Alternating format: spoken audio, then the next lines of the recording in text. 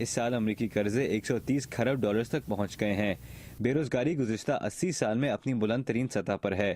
حال ہی میں ایک مالیاتی ادارے اسٹینڈرڈ اینڈ پور نے امریکہ کی کریڈٹ ریٹنگ کم کر دی، اور اگرچہ امریکی معیشت 2008 کی اقتصادی مشکلات سے آگے بڑھ چکی ہے، اکثر ماہرین کا کہنا ہے کہ بحالی کی رفتار بہت آہستہ رہی ہے۔ بروکنگز انسٹیٹیوشن سے منسلک کینتھ لیبرمن: میرے خیال میں امریکہ کی سپر پاور ہونے کی حیثیت کم ہونے کا خطرہ ہے، لیکن ماہرین کا یہ بھی کہنا ہے کہ امریکی طاقت کی کمی کی وجہ اس کی سیاسی ناکامیاں بھی ہیں۔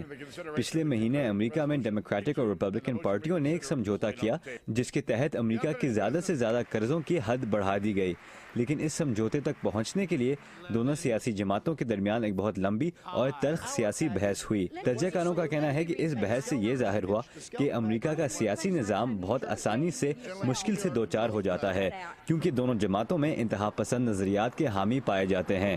کینتھ لیبرمن کا کہنا ہے کہ اس کا اثر امریکی معیشت پر بھی پڑ رہا ہے۔ نہ صرف پچھلے کئی مہینوں میں بلکہ پچھلے کئی سالوں سے ہماری حکومت ناکام رہی ہے۔ اگر ہماری حکومت قرضوں کے مسئلے کو حل تلاش نہیں کرتی تو ہمیں کافی سنجیدہ نقصانات کا سامنا ہو سکتا ہے۔ ان مسئلوں کے معقول حل موجود ہیں، لیکن ہماری حکومت انہیں کھلے ذہن سے نہیں دیکھ رہی، اور اگر ہم ایسے ہی چلتے رہے تو ہمیں اس کا خمیازہ بھگتنا پڑے گا۔ ماہرین کا کہنا ہے کہ امریکہ کی معاشی صورتحال کی وجہ سے عالمی سطح پر امریکہ کی فوجی اور سفارتی طاقت کا بھی کم ہونے کا خطرہ ہے۔ صدر اوباما یہ اعلان کر چکے ہیں کہ اس سال کے اختتام تک افغانستان سے امریکی فوج کی واپسی شروع ہو جائے گی، جبکہ عراق میں بڑے پیمانے پر امریکی فوجی کارروائیاں رک چکی ہیں۔ اکثر یہ تاثر پایا جاتا ہے کہ یہ صورتحال عالمی سطح پر چین کے لیے فائدہ مند ہوگا۔ چین میں یہ تاثر ہے کہ امریکہ کمزور ہو رہا ہے اور چین ترقی کر رہا ہے۔ چین کے میڈیا سے اکثر سننے میں آتا ہے کہ چین کو امریکہ کی طرف سخت رویہ اپنانا چاہیے۔ لیکن کینتھ لیبرمن کا یہ بھی کہنا ہے کہ چین کی حکومت اس خیال سے متفق نہیں ہے۔ چین کی حکومت میں یہ سوچ نہیں ہے۔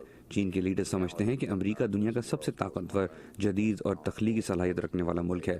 اس کے علاوہ چین امریکہ میں بہت زیادہ سرمایہ کاری کرتا ہے، اور انہیں ڈر ہے کہ اگر امریکہ کمزور ہوتا ہے تو ان کا بھی نقصان ہوگا۔ بلکہ بروکنگز انسٹیٹیوشن سے منسلک موریسیو کارڈینس کا کہنا ہے کہ اگرچہ امریکہ ابھی مشکل حالات سے گزر رہا ہے، اس کا یہ مطلب نہیں ہے کہ دوسرے ملکوں کو اس سے فائدہ ہوگا۔ لوگ ہر جگہ فکر مند ہیں۔ اگر امریکی معیشت کمزور رہے گی تو یورپ، لاطینی امریکہ، افریقہ، سب جگہ معاشی خوشحالی متاثر ہوگی۔ دنیا کی اقتصادی حالات کافی حد تک امریکہ کے اقتصادی حالات پر مبنی ہے۔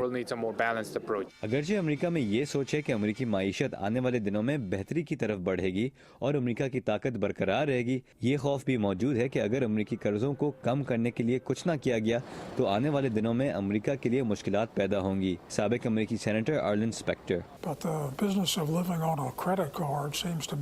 کریڈٹ کارڈ پر زندگی گزارنا دنیا بھر میں ایک مسئلہ بن گیا ہے جو نہیں ہونا چاہیے۔ کیا اس کی وجہ سے دنیا میں امریکہ کی جگہ متاثر ہوگی؟ شاید آج نہیں، شاید کل نہیں، لیکن اگر ہم احتیاط سے نہ آگے بڑھے تو اس سے ہمیں خاصا نقصان پہنچ سکتا ہے۔ ماہرین کے مطابق اب یہ دیکھنا ہوگا کہ امریکہ کا سیاسی نظام اس ملک کی کھوئی ہوئی طاقت دوبارہ حاصل کرنے کا راستہ تلاش کرنے میں کامیاب ہوتا ہے یا نہیں۔ رضا نقوی، اردو، VOA، واشنگٹن۔